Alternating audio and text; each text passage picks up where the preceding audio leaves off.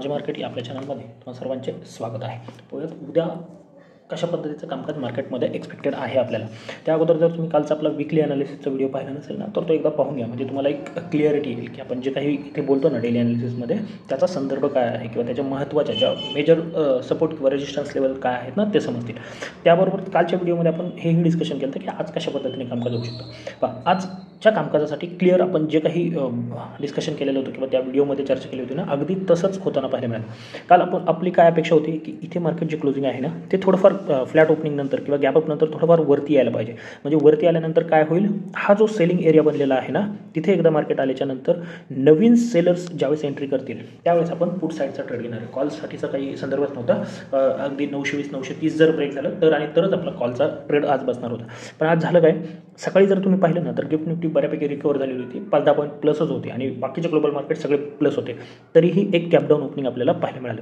मग काय केलं, मी माझा स्वतःचा ट्रेड सांगतो. इथे काहीही केलं नाही. हां, एक ट्रेड या मूवसाठी ट्राय केला, परंतु तो जास्त त्यामध्ये कॉन्फिडंट नव्हता, म्हणून मी इथे 660 मी मेसेजही केलं होतं. 860 ते 880 या लेवलमध्ये जेव्हा मार्केट येईल ना, त्यावेळेस सेल साईडचा ट्रेड घ्यायचा. आणि जेव्हा हे फॉर्मेशन इथे बनताना पाहायला मिळालं ना, इथे एक पुट ट्राय केलेला होता आणि तो दिवसभर कॅरी केला. पण त्यामध्ये थोडं बाईंगचं प्लस मायनस झालेलं होतं. मग दुसरा जो ट्रेड होता ना, ही जी लेवल होती, म्हणजे आज जिथे ओपन झालं, तो पहिली कॅन्डल जिथे क्लोज झाली, तो हा जो सपोर्ट बनवला होता ना, तो ब्रेक होताना सेकंड ट्रेड ट्राय केलेला आहे. म्हणजे इथे मार्केटने सपोर्ट घेतला आणि या वेळेला तो ब्रेक झाला सेकंड ट्रेड. आणि याच्यामध्येही एक चांगला प्रॉफिट, म्हणजे तो 2x होताना पाहायला मिळाला आणि पहिलाही चांगला. काल ज्या पद्धतीने डिस्कशन केलं, मी हे सांगण्याचं कारण की ज्या पद्धतीने आपल्या मार्केटमध्ये सेलिंग प्रेशर आहे, बाकीचे ग्लोबल मार्केट सध्याला सगळे पॉझिटिव्ह आहेत हे लक्षात घ्या, तरीही आपल्या मार्केटमध्ये सेलिंग प्रेशर आहे आणि त्याच दृष्टिकोनातून आपण मार्केटकडे पाहायचं आहे आणि तसंच ट्रेड प्लॅन करायचा आहे. आजचा व्हिडिओ थोडा छोटा बनवायचा आहे, त्यामुळे बाकीचं डिस्कशन आपण उद्या किंवा परवाच्या व्हिडिओमध्ये करूया. तर उद्या महत्त्वाचं काय आहे, विकलीमध्ये आपले ज्या महत्त्वाच्या लेवल होते त्यामध्ये पहिली लेवल आहे 750 होती आणि दुसरी लेवल होती 600. आता एक्झॅक्ट याच्या मधोमध आपण बंद आहोत, म्हणजे 675च्या आसपास आपण बंद आहोत. फायनल क्लोजिंग थोडं 5-10 पॉईंट वरती असेल 680ची. आता महत्त्वाचं काय आहे, सध्या मार्केट हे निगेटिव्ह सेंटिमेंटमध्ये आहे. निगेटिव्ह आहे वगैरे नाही, परंतु सेंटिमेंट सध्याला निगेटिव्ह आहेत, खास करून आपल्या मार्केटची. मग आपल्याला उद्या चांगली संधी काय असू शकते, जर थोडंफार फ्लॅट किंवा गॅप ओपन झालं आणि या ठिकाणी येऊन मार्केट 750ला एखादा सेलिंग पॅटर्न आपल्याला बनतोय, मग तो शूटिंग स्टार असेल, डबल टॉप असेल किंवा कोणताही सेलिंग पॅटर्न जर आपल्याला बनतोय ना, तर इथे आपण सेलिंग साईडचा ट्रेडच ट्राय करणार आहोत. म्हणजे ऑप्शनच्या भाषेमध्ये आपण इथे पुट घेण्याचा प्रयत्न करणार. अगदी स्पॉटवरती 20 ते 25पेक्षा जास्त स्टॉप लॉस लावायचा नाही. म्हणजे 760ला जर बनतोय तर 80-85चा स्टॉप लॉस, 750ला जर सिनेरिओ बनतोय किंवा जो काही पॅटर्न बनेल, मग तो कॅन्डलस्टिक असेल किंवा चार्ट पॅटर्न असेल, त्याचा जो काही स्टॉप लॉस बसेल आणि तो मोठा नसेल, 15 ते 20 पॉईंट स्पॉटवरती असेल, 5 मिनिटाच्या किंवा 15 मिनिटाच्या कॅन्डलवरती आपण तो बनवणार आहोत आणि इथे पुट साईडचा ट्रेड प्लॅन करणार. ज्याचं पहिलं टार्गेट ऑब्वियसली 680 असेल आणि दुसरं 600 असणार आहे. 600च्या खालचे टार्गेट आपण याच्या खाली डिस्कशन करूयात, पण आत्तासाठी इथे फक्त हे 2 टार्गेट आपण प्लॅन करणार. हां, जर मार्केट फ्लॅट किंवा थोडंफार गॅप होऊन सस्टेन करून जर 750 760 हा झोन ब्रेक करत आहे, तर एक कॉल साईडचा ट्रेड आपण इनिशिएट करू शकतो. पण खूप मोठ्या क्वांटिटी इथे घ्यायच्या नाही आहेत किंवा टार्गेट खूप मोठं ठेवायचं नाही आहे. म्हणजे पहिलं टार्गेट हे तुमचं 820 असेल, त्यानंतर 860 880चा झोन आहे तो असेल आणि फायनल 930 असेल. 930ची शक्यता गरज पडायची नाही, पण जर पडलीच लाईव्ह मार्केटमध्ये तर आपण डिस्कशन करूयात. पण अपसाईडला जाताना जर तुम्ही 10 लॉटने काम करत असाल तर इथे फक्त 5 लॉटने, म्हणजे 50% क्वांटिटीनेच काम करायचं आहे. 50-60% क्वांटिटीने अपसाईडच्या ट्रेडला प्लॅन करायचं आहे. आता दुसरा सिनेरिओ काय बनू शकतो, जर फ्लॅट किंवा गॅप डाऊन ओपन झालं ना, तर 24,600 हा एक महत्त्वाचा सपोर्ट आहे, हे लक्षात ठेवा, आणि मेजर सपोर्ट आहे. जर इथे मार्केट येऊन जर सपोर्ट घेत आहे तर इथे एक कॉन्ट्रा ट्रेड आपला प्लॅन होऊ शकतो. म्हणजे दोन्ही सिनेरिओमध्ये आपल्याला कॉन्ट्रा ट्रेडच ट्राय करायचं. जर अगोदर सुरुवातीला 750 टेस्ट झालं तर आपण सेलिंग साईडचा ट्रेड इनिशिएट करणार आहोत आणि जर डाऊन साईड म्हणजे 24,600 टेस्ट झालं तर अपसाईडचा ट्रेड प्लॅन करणार. पण इथे थोडा सावध ट्रेड प्लॅन करायचा आहे. जर 600च्या आसपास येते का, जर 600 ब्रेक झालं ना तर एक मोठा फॉल आहे आणि तो अगदी 24,200ची लेवल ओपन होती. मग ती उद्याच येईल अशातला भाग नाही आहे. मग तुमच्यासाठी याच्या त्याच्या खाली 540ची एक लेवल आहे, 480ची लेवल आहे, 440 450चा झोन आहे. तर इथपर्यंत आपण जाणार आहे. म्हणून थोडं सावध, कारण का जर मार्केट इथे येतं टेस्ट झाल्या नाही, कन्फर्मेशन मिळाल्याशिवाय इथे बाईंगचा ट्रेड इनिशिएट करायचा नाही. जर इथे थोडं वेळ सस्टेन करून जर ब्रेक होतं ना 24,600, तर एक मोठा फॉल 200 पॉईंट याच्या खाली आपल्याला पाहायला मिळू शकतात. मग ते उद्या असेल किंवा परवाच्या सेशनमध्ये आपल्याला जाताना पाहायला मिळेल, परंतु 200-250 पॉईंट तरी ॲटलिस्ट इथून खाली मार्केटने जायला पाहिजे. डेलीवरती दाखवलं असतं मी, उद्याच्या व्हिडिओमध्ये आपण डिस्कशन करूयात. कालही पाहिले की डेलीला 24,600 एक इम्पॉर्टंट सपोर्ट आहे, पण आता जर मार्केट इथे आले आणि 24,600 सपोर्ट ब्रेक झाला ना, तर या पद्धतीची मुवमेंट होऊ शकते. पण त्या अगोदर म्हणजे ही जी रिकव्हरी आपण एक्सपेक्ट करतोय ना, त्या अगोदर एवढा मोठा फॉल आपल्याला कॅच करता येऊ शकतो. मग तो 24,400 जातोय की 24,200 जातोय हे फक्त आपल्याला पाहायचं आहे. आणि याच्यापेक्षा एक्स्ट्रा काही नाही. म्हणजे आपल्याकडे आता रेंज किती येणार आहे, 750 आणि 600, म्हणजे 150 पॉईंटची रेंज आहे. याच्या मधोमध आपण आहोत. दोन्ही बाजूचे कॉन्ट्रॅक्ट प्लॅन करायचे आहेत.